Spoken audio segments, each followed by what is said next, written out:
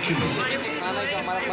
क्योंकि गंगा कोई नदी नहीं है, आस्था की अविरल तरल धारा है गंगा। विश्वास और इस स्थान पर इस प्रयागों के राज में श्वेत रंगा गंगा का संगम होता है अपनी दो बहनों श्यामल वर्ण यमुना और अदृश्य सरस्वती से। और इस त्रिवेणी संगम के कारण ही यह जगह इतनी महत्वपूर्ण हो जाती है।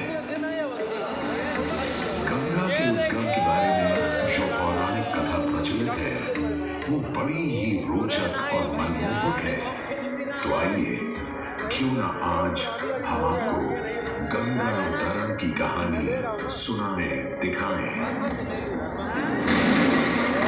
दानी था राजा बलि पर करता था दम, पूरी पृथ्वी पर फैला था उसका ही आतंक। उसके आतंक को रोकने विष्णु ने धरा एक रूप, 52 अंगुल का बौना बनकर पहुंचे जहां था भूत। सारे दरबारी बौने ब्राह्मण पर हंसे, पर बाली ने जब उसे दान मांगने को कहा तो उसने कुटिया बनाने को केवल 3 पग भूमि मांगी। पर जब बौने ब्राह्मण ने भूमि नापनी शुरू की तो जैसे भूचाल किया गया। वामन ने पहले पग में पूरी धरती नाप ली और अगले कदम से स्वर्ग। ब्रह्मा जी ने भगवान विष्णु के चरण धोकर उस जल को अपनी कमंडल में भर लिया। और अब वामन अवतार ने अपना तीसरा पग बलि के सिर पर रख उसे पाताल लोक भेज मुक्ति दे दी।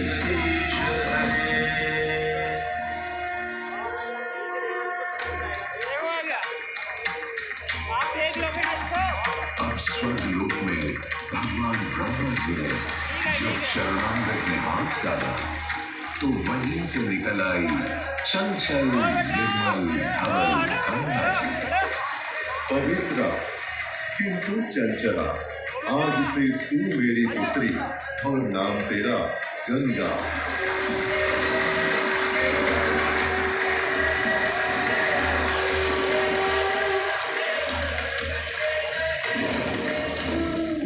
कुछ समय बाद सतयुग में इक्ष्वाकु कुल के सूर्यवंशी राजा सगर ने सारे संसार को जीतने के लिए एक अश्वमेध यज्ञ का संकल्प किया।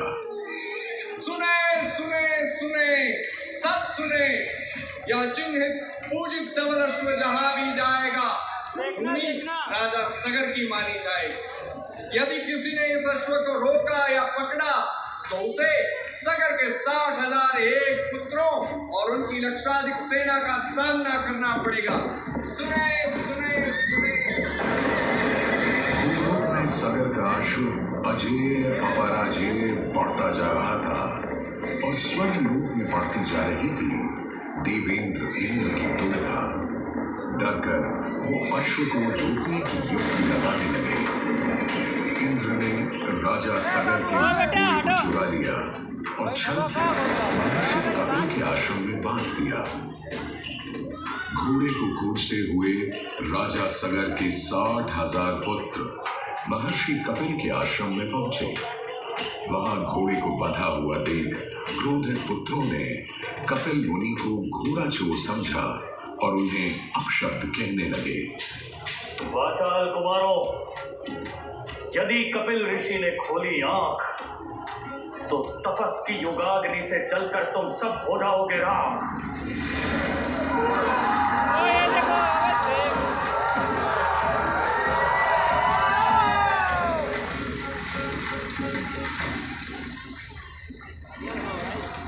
उधर सगर थे चिंतित, न अश्व का पता था न पुत्रों का कोई समाचार।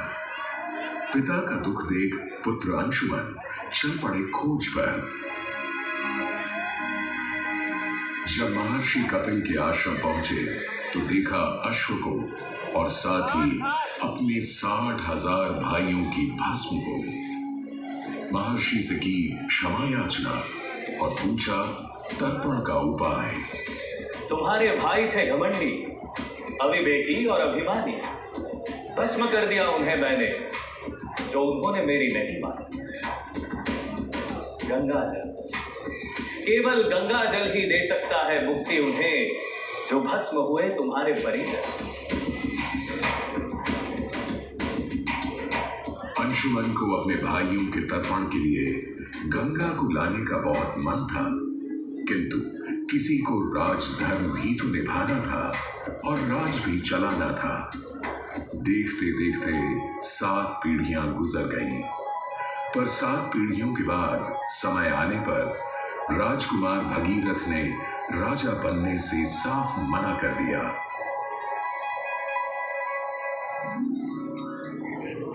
क्षमा कीजिए, क्या ये आवश्यक है कि राजा का बेटा ही राजा बने? मैं पहले तपस्या करूं और फिर ब्रह्मा से गंगा को मांग कर पृथ्वी पर ले आऊं और फिर उनके पावन पवित्र जल से अपने 60,000 पूर्वजों का तर्पण करूं।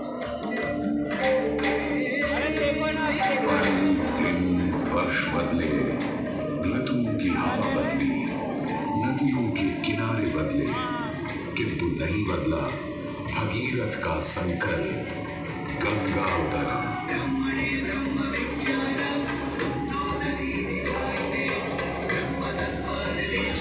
पुत्र भगीरथ, हम तुम्हारे तप से प्रसन्न हैं।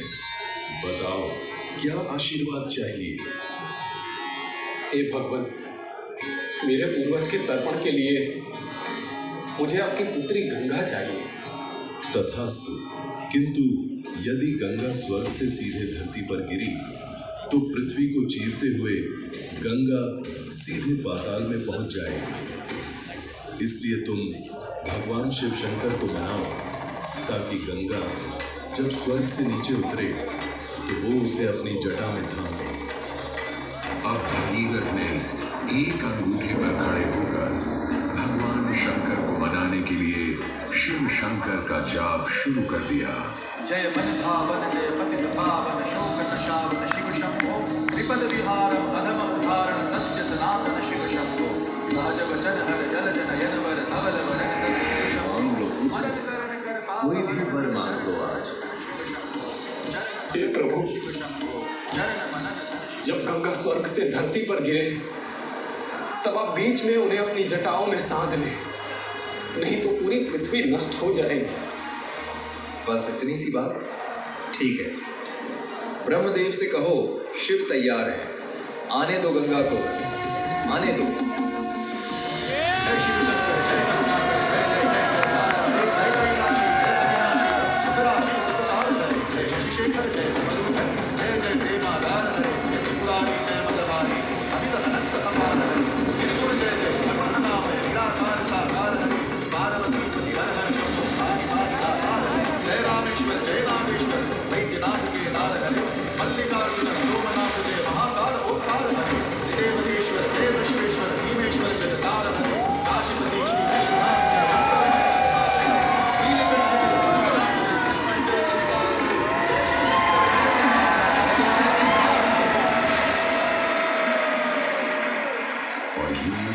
गंगा ने भगीरथ के साथ गंगा सागर जाकर सगर के पुत्रों का उद्धार किया।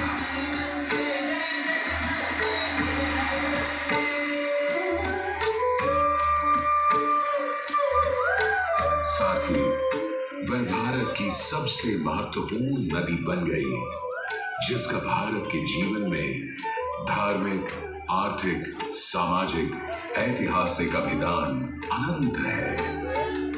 हे मां गंगे, हे जगदम्बे, हे मां गंगे। मोक्षदायिनी गंगा का यमुना और सरस्वती के साथ त्रिवेणी संगम मोक्ष का संगम है। प्रत्येक 12 वर्षों में यह महाकुंभ का स्नान करता है सर्व सिद्धि प्रदान और देता है मोक्ष का वरदान